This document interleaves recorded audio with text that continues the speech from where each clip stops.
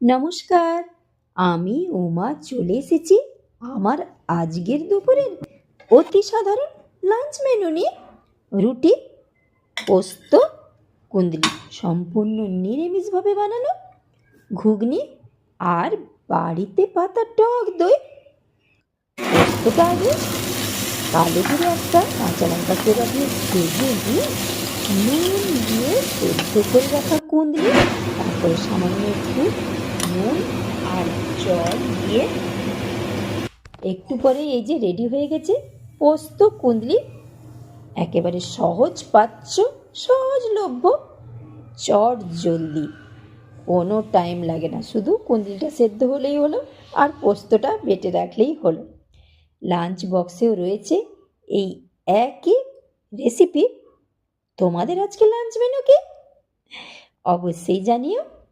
ভালো থেকো সকলে।